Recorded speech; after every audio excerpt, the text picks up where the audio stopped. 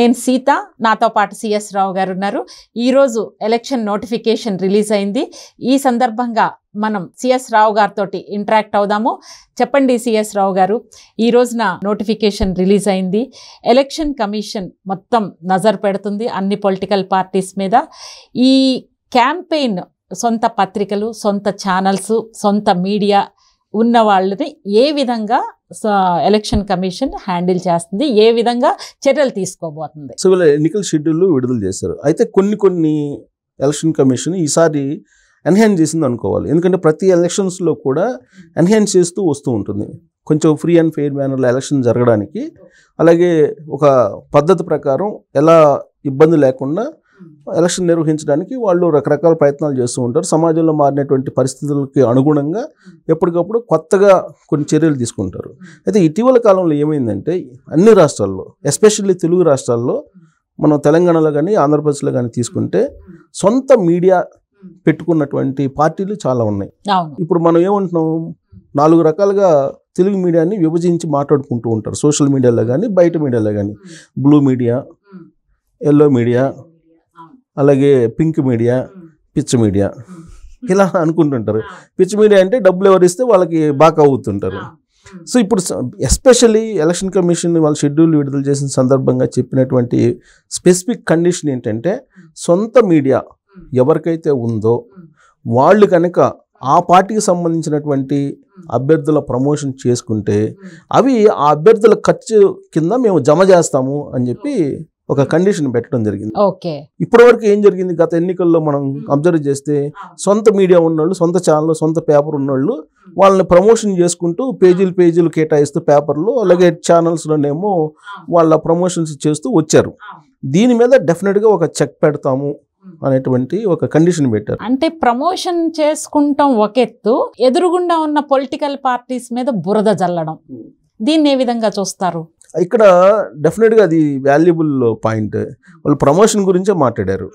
ఎదుటి వాళ్ళని డ్యామేజ్ చేస్తూ ఆ విధంగా చేస్తే ఇంకొక కండిషన్ కూడా పెట్టారు దానికి. ఈవెన్ సోషల్ మీడియా మీద కూడా పెట్టారు. సోషల్ మీడియాలో ఎలా పడితే అలా న్యూస్ ఇస్తున్నారు, పర్సనల్ డ్యామేజ్ చేస్తున్నారు, వ్యక్తిత్వ హననం చేస్తూ ఉన్నారు, లేని దాన్ని ఉన్నట్టు చూపిస్తున్నారు, ఉన్నదాన్ని లేనట్టు చూపిస్తున్నారు, దాన్ని చెప్పాలంటే గాసిప్స్ స్ప్రెడ్ చేస్తూ ఉన్నారు అనేది గమనించారు. లాస్ట్ ఎలక్షన్లో గమనించారు. ఇప్పుడు ఇంకా సోషల్ మీడియా చాలా యాక్టివ్ అయింది కాబట్టి దాని మీద ఒక ప్రత్యేకమైన కాన్సన్ట్రేషన్ చేసి ఎలక్షన్ కమిషన్ ఇవాళ షెడ్యూల్ సందర్భంగా కమిషనర్ చాలా క్లియర్గా చెప్పారు, డెఫినెట్గా మేము చెక్ పెడతాము సోషల్ మీడియా మీద, దానికంటూ ఒక సపరేట్గా ఒక టీంని పెడతాము, తర్వాత ఒక టెక్నాలజీని కూడా క్రియేట్ చేసి ఐడెంటిఫై చేసేలా, టెక్నాలజీ పరంగా కూడా అన్నీ మానిటరింగ్ చేయలేరు కాబట్టి మాన్యువల్గా, సో దాని మీద ఒక టెక్నాలజీని కూడా తయారు చేసి మేము చెక్ పెడతామని చెప్పి వాళ్ళు చెప్పడం జరిగింది. అలాగే వాళ్ళు ఓన్గా ఒక వెబ్సైటు, తర్వాత వాళ్ళు ఎలక్షన్ కమిషన్ సంబంధించినటువంటి దాంట్లో మీరు అబ్జెక్షన్స్ ఉంటే మీరు కూడా మాకు అప్లోడ్ చేసి మీకు కంప్లైంట్ చేయొచ్చు, కంప్లైంట్ చేసిన తర్వాత చర్యలు తీసుకుంటామని చెప్పారు. సో ఇక్కడ ఏంటంటే ఒకటి ప్రమోషను, 2 ప్రత్యర్థుల్ని డ్యామేజ్ చేయటం. ఈ 2 ఆస్పెక్ట్స్. ప్రమోషన్ చేసుకున్నంత వరకు పెద్దగా ఇబ్బంది ఉండదు. సో అది ప్రజలకు కూడా తెలిసిపోతుంది సొంత డబ్బా కొట్టుకుంటున్నారని. ఎప్పుడైతే ప్రత్యర్థులను డ్యామేజ్ చేస్తున్నారో వాళ్ళు కంప్లైంట్ చేసే వెసులుబాటు కూడా ఇచ్చారు. కంప్లైంట్ చేస్తే డెఫినెట్గా చర్యలు తీసుకునేటువంటి ఛాన్స్ ఉంది. ప్లస్ ఇంకోటి ఏంటంటే దానికి ఒక టీంని ఏర్పాటు చేశారు. మీడియాకు సంబంధించి ఒక ఎక్కడికక్కడే జిల్లాలకు సంబంధించి ఎలక్షన్ కమిషన్ కలెక్టర్, అక్కడ జిల్లా ఎన్నికల అధికారి ఉంటారు, ఎన్నికల అధికారి ఉంటారు కాబట్టి ఆయన అండర్లో ఒక కమిటీని ఏర్పాటు చేసి ఆ కమిటీకి చూపించిన తర్వాతనే న్యూస్ ఇచ్చేలా ప్లాన్ చేస్తున్నట్టు కూడా చూసాయిగా తెలియజేశారు. బహుశా ఆ స్థాయికి వెళ్తారని నేను అనుకోవట్లేదు, ఎందుకంటే దానికి మీడియా కూడా ఒప్పుకోకపోవచ్చు. అండ్ వన్ మోర్ పాయింట్ రావు గారు, ఇక్కడ ఇప్పుడు మెయిన్ ఛానల్స్ కన్నా కూడా సోషల్ మీడియా, యూట్యూబ్ ఛానల్స్ చాలా పవర్ఫుల్ మెసేజ్ వెళ్తాంది ప్రజల్లోకి. ఎందుకంటే ఎక్కడ చూసినా కూడా ఎస్పెషల్లీ ఎలక్షన్ టైంలో ప్రతి ఒక్కళ్ళు యూట్యూబ్ ఛానల్స్, రకరకాల ఛానల్స్ ద్వారా ఇన్ఫర్మేషన్ తెలుసుకుంటున్నారు. ఇంకొకటి ఇక్కడ ప్రధానంగా నేను మహిళల గురించి అడుగుతున్నా. మహిళా లీడర్స్ మీద, షర్మిల గారి మీద కానీ, సునీత గారి మీద కానీ రకరకాలుగా మహిళా లీడర్స్ మీద అనుచితమైన వ్యాఖ్యలు, అసభ్యకరమైనటువంటి పదజాలం ఉపయోగిస్తూ చేసే, ఎస్పెషల్లీ ఎలక్షన్ మూమెంట్లో అంటే మానసికంగా డౌన్ చేయాలి అనే ప్రాసెస్లో ఛానల్స్ ఎవరికైతే సొంత పార్టీలు సొంత ఛానల్స్ ఉన్నాయో వాళ్ళ ప్రత్యర్థుల మీద మహిళల మీద ఇట్లా చేయడాన్ని ఏ విధంగా చూడాలి? అందుకే ఇప్పుడు ఎలక్షన్ కమిషన్ చెప్పిందంటే నాకు వెంటనే గుర్తొచ్చింది ఏంటంటే సాక్షి పేపర్, సాక్షి ఛానల్ గుర్తొచ్చింది. అలాగే ఇక్కడేమో నమస్తే తెలంగాణ, వాళ్ళు టీ న్యూస్ ఇలా ఉన్నాయి. సొంత పార్టీలకి ఛానల్స్ అనేది మెన్షన్ చేశారు వాళ్ళు. సో పార్టీలకి డైరెక్ట్గా ఉన్నటువంటి మీడియా ఏంటంటే సాక్షి మనకు కనిపిస్తుంది, టీ న్యూస్, నమస్తే తెలంగాణ ఇవే కనిపిస్తుంది. మిగతా ఇవి కొన్ని ఇండైరెక్ట్గా సపోర్ట్ చేసే తెలుగుదేశం పార్టీకి సపోర్ట్ చేసే ఉన్నాయి, అలాగే వైఎస్ఆర్ కాంగ్రెస్ పార్టీ సపోర్ట్ చేసి ఉన్నాయి, ఇక్కడ బీఆర్ఎస్ పార్టీకి సపోర్ట్ చేసేవి ఉన్నాయి. అంటే you mean media is biased in Telugu రాష్ట్రాల్లో బయాస్డ్ ఉందని అనుకుంటున్నారా? అంటే ఫేవర్గా చూపిస్తున్నారు పొలిటికల్ పార్టీస్కి. Okay, Sakshi, T News, yes they are definitely their own party channels, own papers. అది పోతే మిగిలిన మీడియా కొన్ని మీరు టీడీపీకి కొన్ని వైఎస్ఆర్సీపీకి సపోర్ట్ చేసే ఛానల్స్ ఉన్నాయన్నారు. అంటే ఒకవైపు ఉంటున్నాయా మీడియా డివైడ్ అయిపోయి పొలిటికల్ పార్టీస్ వైపు ఇండైరెక్ట్గా సపోర్ట్ చేస్తున్నాయని మీరు భావిస్తున్నారా? గతంలో లేనటువంటి ఒక బ్యాడ్ సిచ్యువేషన్ ఏంటంటే అప్పుడు రాజశేఖర రెడ్డి బతుకున్న రోజుల్లో 6 పేపర్లు అంటూ డివిజన్ చేశారు మీడియా నుంచి. దాన్ని పుణికిపుచ్చుకొని దాన్ని అందిపుచ్చుకొని జగన్మోహన్ రెడ్డి ఏం చేశారంటే దుష్ట చతుష్టయం అని చెప్పి చెప్పుకుంటూ వస్తున్నారు. సో అది పబ్లిక్లోకి వెళ్ళిపోయింది. ఎవరు అవునన్నా కాదన్నా ఏది ఏ పార్టీకి ఏ పార్టీకి అనేది చాలా చెప్పినా కూడా దాన్ని వక్రీకరించి తెలిసిపోయింది. అందరికి ఏ ఛానల్ ఎటువైపు అనేది తెలిసిపోయింది. 1-2 ఛానల్స్ మినహా మిగిలినటువంటి వాటి మీద చాలా స్పష్టత ఉంది. అయితే ఇక్కడ ఎన్నికల కమిషన్ చెప్పింది ఏంటంటే సొంత మీడియా ఉన్నటువంటి పార్టీలు అన్నాయి.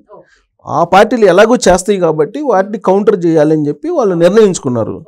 ఆ నిర్ణయించుకున్న దాంట్లో సాక్షి మీడియా ఉంది, ఇక్కడేమో నమస్తే తెలంగాణ వాళ్ళు ఉన్నారు. సో సాక్షి మీడియాలో ఏం చేస్తున్నారు, ఇప్పటి వరకు నిద్రలేసినప్పటి నుంచి ప్రత్యర్థి పార్టీని ఏదో రకంగా డ్యామేజ్ చేసేటువంటి ప్రయత్నం చేస్తున్నారు. వాస్తవాలను నేను కూడా అబ్జర్వ్ చేశాను. సాక్షి కానీ టీ న్యూస్ కానీ వాళ్ళు ఏంటంటే సొంత డబ్బా కొట్టుకోవడంలో తప్పులేదు, కానీ ఎదురుగా ఉన్నటువంటి పొలిటికల్ పార్టీస్ని హీనంగా చులకనగా 100+ అబద్ధాలని ప్రచారం చేయడాన్ని ఏ విధంగా చూస్తుందంటారు election commission of India? So election commission చాలా డెఫినెట్గా ఇది ఖాతాలో వేస్తామని చెప్పారు కదా, పర్సనల్ ఖాతాలో వేస్తామని చెప్పారు. ఇప్పుడు సాక్షి మీడియా ఏంటంటే అడ్వర్టైజ్మెంట్స్ ఇచ్చుకుంటుంది గవర్నమెంట్ దగ్గర నుంచి. ఇప్పుడు గత 5 సంవత్సరాల నుంచి కొన్ని 100 కోట్ల రూపాయలు వాళ్ళు మీడియాకి ఇచ్చుకున్నారు. తర్వాత వాలంటీర్ల చేత నిర్బంధంగా సాక్షి పేపర్ని కొనిచ్చారు, కొనమని చెప్పి నిర్బంధం పెట్టారు. దాని మీద ఆల్రెడీ కోర్టులో కూడా కేసు నడుస్తుంది, సుప్రీంకోర్టు దాకా వెళ్ళింది. అది మనం చెప్పడం సుప్రీంకోర్టు దాకా వెళ్ళింది.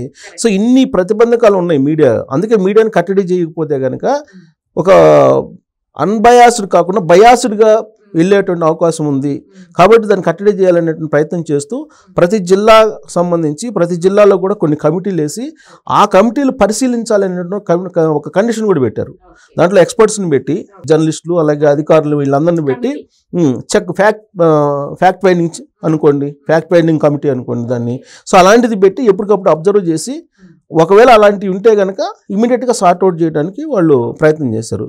సో దీంతో ఏదైతే సాక్షి మీడియా ఉందో భారతిరెడ్డి గారి ఆధ్వర్యంలో, సో ఎస్పెషల్ నాకు ఈ కండిషన్ చూసిన తర్వాత సాక్షి మీడియా గురించే పెట్టారా ఏంటి అని చెప్పి. ప్రాబ్లం ఏంటంటే రావు గారు, ఇక్కడ ఒక్క పేపరు బయాస్డ్ 100% పార్టీ ఛానళ్ళు పార్టీ పేపర్లు అవడం వలన ఎలక్షన్ కమిషన్ ఆఫ్ ఇండియా తీసుకునే రూల్స్ అంతా, అంటే ఒక బిందె నీళ్ళల్లో కిరసనాయిలు చుక్క పడితే మొత్తం నీళ్ళన్నీ ఎలా నాశనం అవుతాయో, ఒకళ్ళు చేసే పనికి ఒకళ్ళిద్దరు చేసే పొలిటికల్ పార్టీస్కి అప్లికబుల్ అన్ని ఛానల్స్ కూడా ఫేస్ చేయాల్సి వస్తుంది. డెఫినెట్గా చేయాలి కదా, దాన్ని ఎక్కడ దగ్గర ప్రక్షాళన అయితే చేయాలి కదా. ఈ ప్రక్షాళనకి ఇదొక ఆరంభం అనుకోవాలి, నాంది బలికారు అనుకోవాలి ఎలక్షన్ కమిషన్. అది కొంచెం ఆహ్వానించదగ్గ పరిణామమే. ఎలక్షన్ కమిషన్ పెట్టిన నిబంధనలో ఆహ్వానించదగ్గ పరిణామం కిందనే చూడాలి. మరి రేపు రాబోయే రోజుల్లో మరి ఎలక్షన్ కమిషన్ నిబంధనలు పట్టించుకుంటుందా? ఇప్పుడు ఎలక్షన్ కమిషన్ నిబంధనలు వాలంటీర్లను పూర్తిగా దూరంగా పెట్టమని చెప్పి ఇచ్చారు, కానీ ఇప్పటికి కూడా వాలంటీర్లను వాడుకుంటుంది వైఎస్ఆర్ కాంగ్రెస్ పార్టీ. సో కాకపోతే ఇప్పుడు కోడ్ వచ్చింది కాబట్టి ఇక బహుశా నేను అనుకుంటూ జాగ్రత్త పడతారు అనుకుంటా. అంటే కోడ్ వచ్చినా కూడా వాలంటీర్స్ మాత్రం వైఎస్ఆర్సీపీ పార్టీ కార్యకర్తల్లాగానే పనిచేస్తున్నారు. Can we expect them other government employees లాగా వాళ్ళు కూడా కంప్లీట్గా వైఎస్ఆర్సీపీ పార్టీకి దూరంగా ఉంటారా, లేకపోతే వైఎస్ఆర్సీపీ పార్టీ కార్యకర్తల్లాగానే పనిచేస్తారా? కార్యకర్తలకు పని చేయమని చెప్పి జగన్మోహన్ రెడ్డి పిలిపించారు కదా. సో అప్పుడు ఏం చేయాలి, వాళ్ళ దగ్గర ఉండేటువంటి మొబైల్స్ ఉంటాయి, మొబైల్స్ అన్ని హ్యాండ్ ఓవర్ చేసుకోవాలి ఎలక్షన్ కమిషను. తర్వాత వాళ్ళ గౌరవేతనం ఏదో కట్ చేయాలి. ఓన్ ఫోన్స్ కొనుక్కున్నా కానీ డేటా అయితే ఉండదుగా. ఇప్పుడేంటి, ప్రతి పౌరుడి డేటా వాళ్ళ మొబైల్స్లో ఉంది. సో కాబట్టి వాళ్ళ ఫోన్స్ తీసుకోవాలి, అలాగే వాళ్ళకి ఇచ్చే గౌరవేతనం ఆపేయాలి, వాళ్ళ మీద కొంత చెక్ పెట్టాలి, ఎలక్షన్ కమిషన్ నిఘా పెట్టాలి. ఆల్రెడీ చెప్పారు వాళ్ళు, రాష్ట్ర ఎన్నికల కమిషన్ కూడా చాలా సీరియస్గా చెప్పారు. ఎవరైతే వాలంటీర్లు ఉన్నారో వాళ్ళు ఏదైనా వచ్చి మీకు ప్రచారం చేస్తుంటే ఫోటో తీసి లేదా వీడియో తీసి మాకు అప్లోడ్ చేయండి, మేము చర్యలు తీసుకుంటాం అని చెప్పారు. ఇమీడియట్గా తీసుకుంటారని ఎక్స్పెక్ట్ చేయొచ్చా చర్యలు? నేను అనుకోవటం ఇప్పుడు election commission central election commission పరిధిలోకి అంతా వెళ్ళిపోయింది కాబట్టి ఈ క్షణం నుంచి, అంటే ఎన్నికల కోడ్ వచ్చిన క్షణం నుంచి గతం కన్నా కూడా భిన్నంగా అయితే ఉంటుందని చెప్పచ్చు.